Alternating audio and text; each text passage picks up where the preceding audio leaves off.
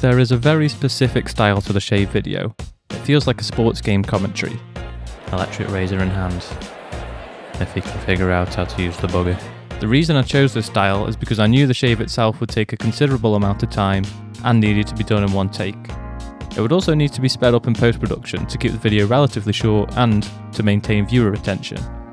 But I didn't want a simple, time-lapsed shave video, I wanted to create something more engaging. So by using commentary, who's struggling to contain laughter at his own face, sound effects, and quirky editing such as the slow-mo action replay, I was able to make something of a higher production value with an added touch of humour here and there. I chose to use two camera perspectives. The main reason for this was to make the video more visually dynamic. The camera in the cupboard only gets used when I open the door, so I made sure to place the shaving tools in the cupboard to provide multiple opportunities for that angle to be utilised. And there it is. That's the face of a champion. For the over-the-shoulder shot, I used my Canon 90D mounted on a tripod. There was very little space in the bathroom, so I set it up as far away from the bathroom mirror as possible in the opposite corner. This ensured I wasn't going to knock it over during the shoot. I used a zoom lens so that I could adjust the framing accordingly without moving the tripod. For the close-up, I used my Canon C100 Mark II with a wide-angle pancake lens to fit everything in frame. The C100 is quite a bulky camera, so to be honest, something like a GoPro would have been better for this shot, practically. But I didn't want to compromise on the image quality and depth of field, plus the colours produced between the two Canon cameras is a closer match. I was pretty happy with the natural light coming in from the window.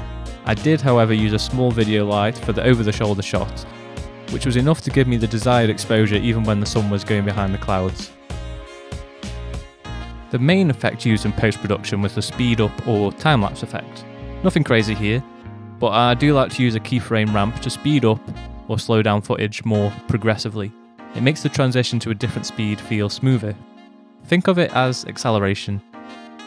I like to zoom in on my footage to emphasise certain sections and add to the comedic element where necessary.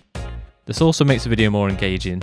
All I'm doing is scaling up the footage to make it appear closer in the final frame.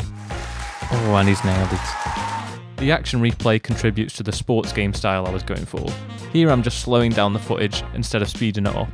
Then adding an animated graphic overlay in the corner to make it more obvious what's going on and make it more comical. Perfect first stroke. Finally, let's talk about the sound effects.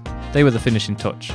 All I did was take a few different sounds, crowd cheering, clapping, whistling, and place them at key moments in the video, alongside the music and voiceover.